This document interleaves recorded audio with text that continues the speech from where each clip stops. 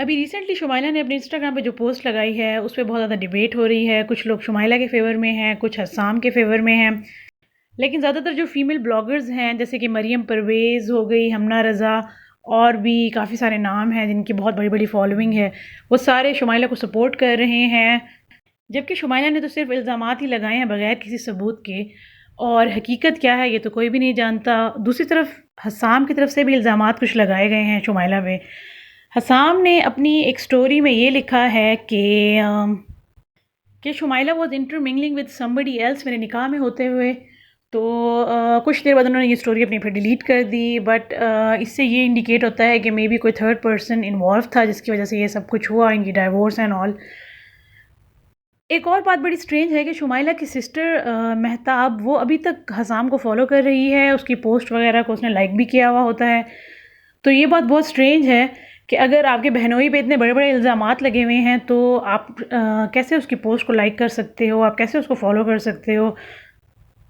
अच्छा, शुमाइला की पोस्ट के नीचे 1-2 कमेंट्स मुझे काफ़ी लॉजिकल लगे, जिसमें कुछ यूँ लिखा हुआ था कि शुमाइला अगर आप हरास हो रही थी तो आप इतनी खुश कैसे नज़र आ रही थी अपनी वीडियोज़ में, अपने व्लॉग्स में? आप अपने फ्रेंड्स के साथ पार्टी कर रही थी, इतनी तो अनमैरिड लड़कियों को भी आज़ादी नहीं होती जितनी आपको मिली हुई थी।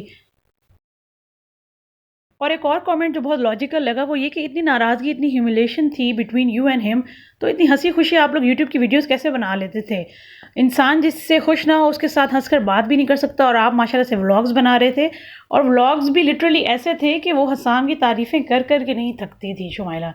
तो ये बातें बहुत स्ट्रेंज हैं, जो स्टेटमेंट्स ने दी, जो कुछ हमने देखा, तो ये इनमें बहुत ज़्यादा जो है तज़ाद पाया जाता है।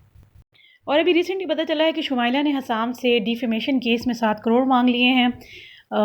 उस पे इल्ज़ाम ये है कि हसाम पे कि उसने डिफेम किया है शुमाइला को, उसको बदनाम किया है, उसके बिज़नेस को लॉस हुआ है हसाम की वजह से, और भी काफ़ी सारी चीज़ें जो हैं उसने मेंशन की हैं, जिसकी वजह से उसने हसाम से इतनी भारी रकम मांग ली है।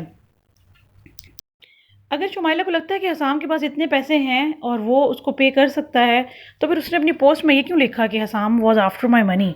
अगर वो करोड़ों का मालिक है, तो वो तुम्हारे पैसों के पीछे क्यों होगा? खैर, फ़िलहाल तो दोनों तरफ से एक-दूसरे पे इल्ज़ामात जारी हैं विदाउट एनी प्रूफ़। ना ही शुमाइला ने कोई प्रूफ़ दिया है, ना ही हसाम ने। सो लेट्स सी कि कहाँ तक जाता है ये सिलसिला। अगर आपको ये वीडियो अच्छी लगी है तो प्लीज़ सब्सक्राइब कर दें हमारे चैनल को।